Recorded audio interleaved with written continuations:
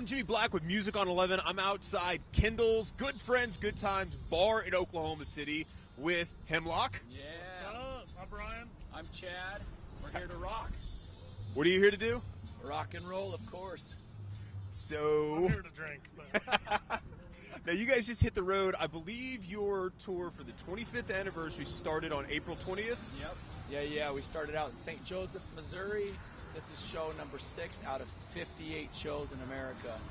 58 shows. So where all are you? Like, what is your little trek going to look like? Can you show us here on the map? Yeah. Now, we started in Missouri. We've already been through Denver, Colorado Springs. We played in Las Vegas, New Mexico. We were in Amarillo last night, and now here we are in Oklahoma City tonight. Tomorrow's Wichita Falls, Texas, and then down to Dallas. So some Texas, some more New Mexico. We have a big hometown show in Las Vegas, Nevada on May 5th. California, and we're going up the coast, up through Oregon and Washington and through Montana. looking forward to that Cali weather. Yeah. Like right now, especially. Yeah, it's like 50 degrees in Oklahoma. It's supposed to be like nice out, and that's at least it's not raining. Yeah. And It what was nice earlier today too. It's just getting a little chilly now, but it's all good. and I decided to do the Get warm. and I decided to do the interview outside too. It's all good. And through the magic of TV, we'll put the tour dates and links and stuff down here. So I thought you were gonna say you'll do like little flames to make us look warmer. I might be able to do that too. And the beach. Oh the yeah, you sun. can do dolphins behind us. If we had like a green screen on it, Yeah. I'll see what I can do. We need a green bus. No, we're glad to be back. Oklahoma City is always fun. Now, you guys, when was the last time you guys were here?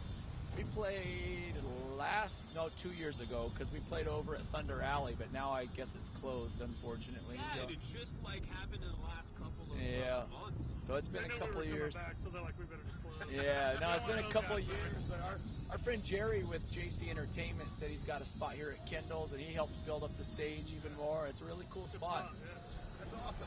So, you guys, the last album you guys released, 2015, which is Ooh, look at that. right there. You always carry that with you? He I says always it have ready. a spare one in my ass. Right, in You your never, ass. you never know when you're going to have a fan that wants a CD. Right. If So- you want 2 CDs, no, that's another joke. Is there just not enough room there? We actually recorded this one a couple of years ago. It's the newest one that we have out right now. We have a new one coming around the corner, but It's in the mail, before right? we talk about that one, we'll talk about this one. We recorded it in LA with Mikey Doling from Soulfly and Snot, and then we had Dave Fortman, who used to be Oh, you know! You know I was the just rock gonna is say big. UKJ. Of course. So, and he mixed it and mastered it, or mixed it all for us and everything, and then we had Mayor Applebaum master it, which And made Josh Frank's engineer. Josh Give Franks. Josh. Magic Fingers. What's up, Joshy? Dave Fortman was exciting because, of course, Ugly Kid Joe we saw years and years ago, and then we heard Saw he him did. in Austria last year. Yeah, too. yeah, and we heard he did the last 2 Slipknot albums. He did Godsmack, Evanescence, a bunch of awesome albums. super He's incredible. You see his name on a lot of records right So now. even after, we would have been 23 years in, because this is almost 2 years old now, but even after 23 years, this Dave Fortman made the best Hemlock sounding album. Well, we recorded it, and he made it. He iced the cake by making it mix good. Yeah, That's right. you know, the Ugly Kid Joe cherry bling bling. Damn. I don't even know what that I don't even know either, but yeah, we went over to Austria, and then we were in Vienna, and we flew in, and Ugly Kid Joe was playing the same night that we came in, so we just hit him up, and we went to go see the show, and it was just funny. It's full circle all the way around, because we saw them open for Ozzy Osbourne when we were kids. And we're Vegas kids. They're what? SoCal originally, I believe. If I'm not mistaken. So. Bunch of kids from the West Coast over in fucking Vienna, Austria. But I know they've been playing, I believe all of them live overseas now. Oh, yeah? Yeah. If I I'm heard not- that. Actually, I think Whitfield, I've been doing a bunch of stuff in Italy now that you say that, so it makes sense. I think he's doing even some opera stuff over there. And there's a couple bands that you know, like Propane. Yeah, we toured with them twice in Europe. That's one of our favorite bands. You know, they're New York based, and now they're overseas. You know, doing the thing over They there. kill it over there. We toured with them. That was our first European tour in 2007 or 2008. I don't remember. 2008.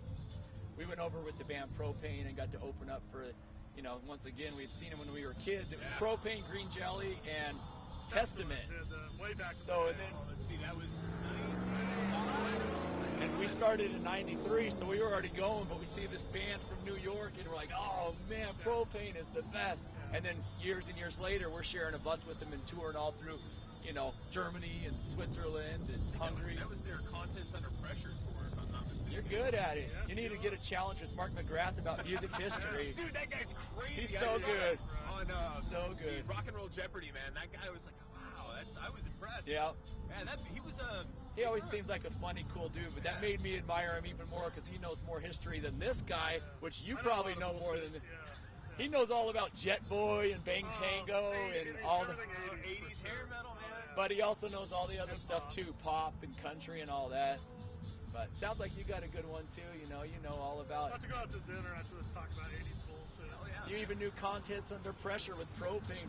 I actually went to that tour. They played with Crisis.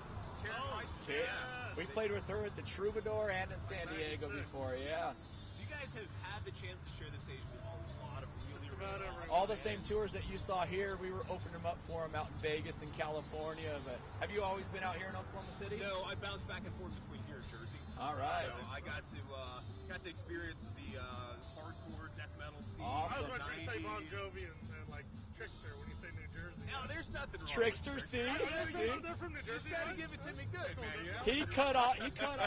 Brian cut I used to off have long, beautiful hair, and I had all the flannels. I started cutting them off. Brian cut all the sleeves off of his flannels because of Trickster. Yeah, man, I love Trickster, man. John Bon Jovi cut his hair, then we all had to do that. Yeah, It's it's like, our first concert. My dad took, because we're brothers. I didn't know if we said that earlier, but they're brothers. He put "We're Brothers" underneath. Yeah.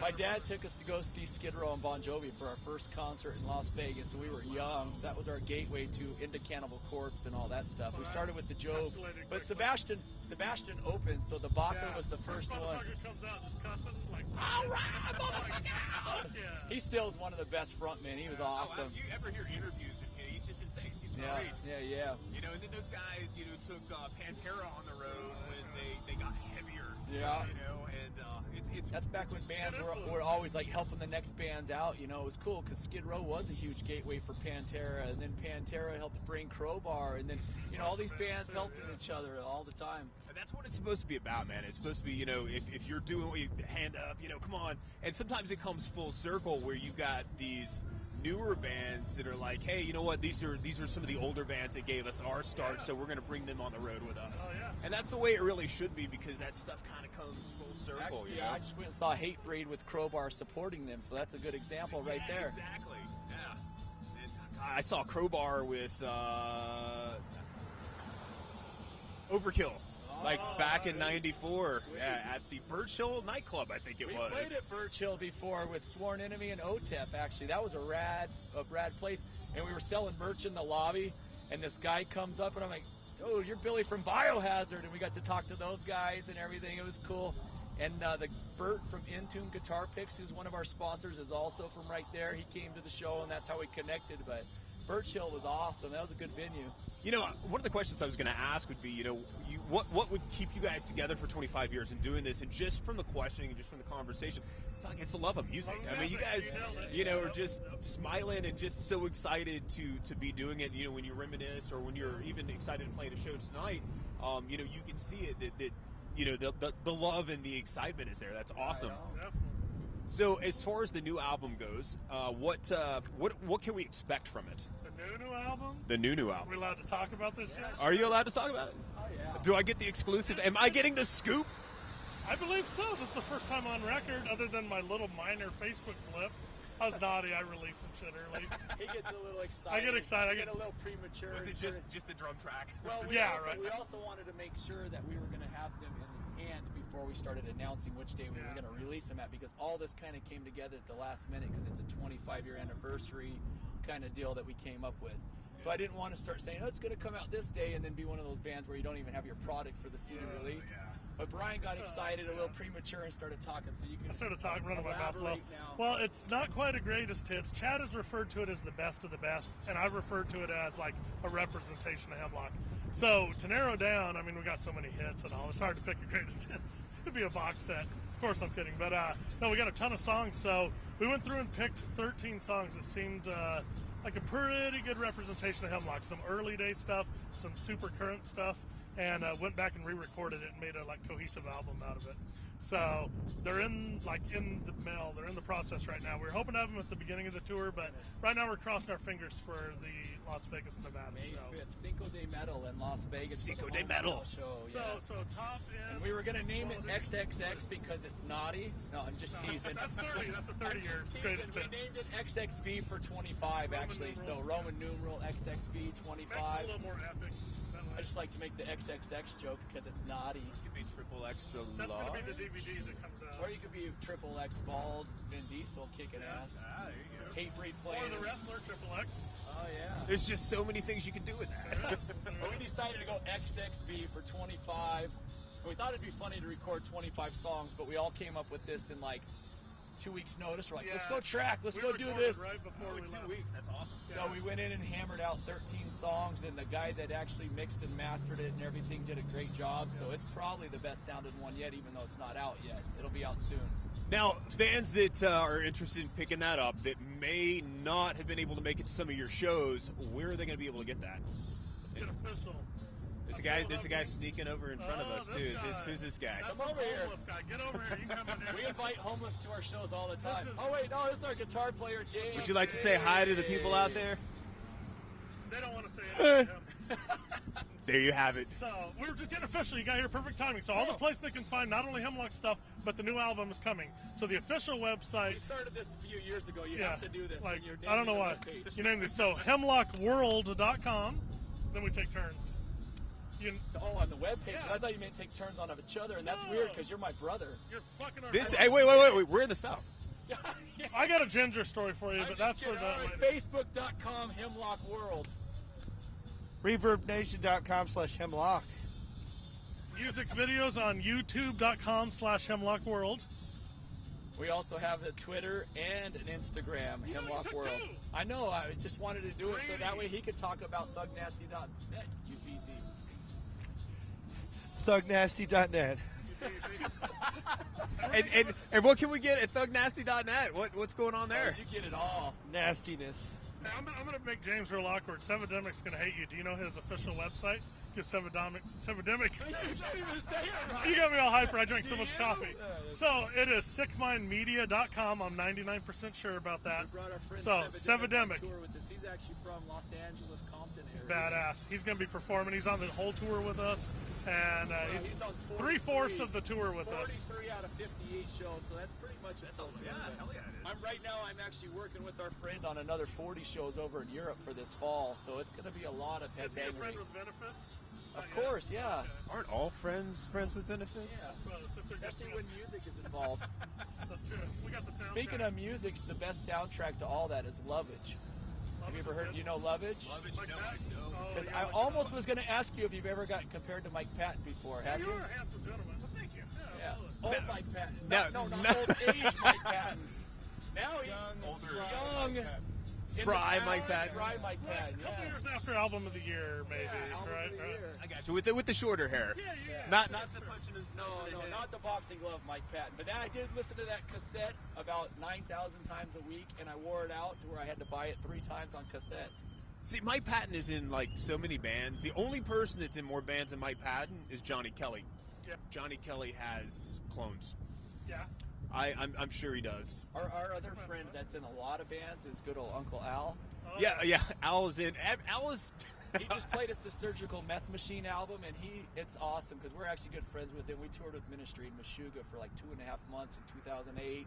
Then we toured with him again in 2012, and now we go over to his house and have like barbecue picnics or whatever. And he said he wanted me to come stay with him at his house so we could do a side business painting goat skulls. I was like, yeah! But he does the Revco, and he did Lard and Ministry and Surgical Meth Machine and the Buck Satan and the Buck Satan. Have you heard that one? The country, yeah. And 1,000 homo DJs. Yeah, see? Yeah. Yeah, Mike, I'm telling you, you need to go up against Mark McGrath on the battle. That was cool.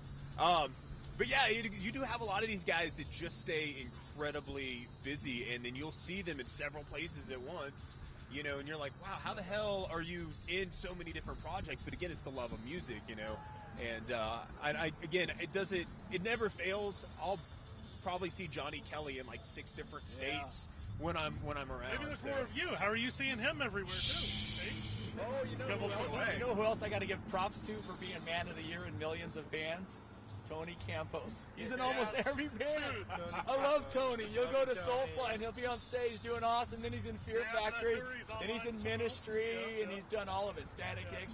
I think he was in Brujeria for a minute. I don't know. I think everybody's had a turn in Brujeria. I think one of you guys was in Brujeria too. Who knows? He's got another one where he's got luchador mask. Oh yeah. That was the other one. I was Assassino. That's the one I was thinking of, not Brujeria. Assassino. Which is another one of Dino's bands. Yeah, Tony's awesome. We just saw them out in it. Nebraska not too long ago, but He just deleted you on Facebook. yeah, exactly. Fuck this guy with the Gelder hat. Yeah. So do you guys have any last words for your fans out there? Well, we already gave props to all the websites. Maybe they could scroll again underneath the Facebook and all that. No, lot of editing right. Right around. More than anything, just come out and enjoy the live show with us. I mean, everyone's at home on their computers looking at their phones. Come out, enjoy live music the way we still do. Like, you see the passion in our eyes and in our dicks. Come out and enjoy some live music. We got to pan the camera down. Well, you superimpose a big old meaty motherfucker. James can. There you go. Whoa. That's good. I think that we're highly influenced from Beavis and Butthead, and we still act like we're 15 or 16 years old. And I told somebody the other day that I think that the true fountain of youth is laughter. Oh, yeah. So one of our albums is called No Time for Sorrow, and so many people get wrapped up and get miserable and unhappy with life, and we're like, just get out and rock and roll and live your life and have fun. So here we are doing it, 25 years. Keep it turned up to 11. Yeah!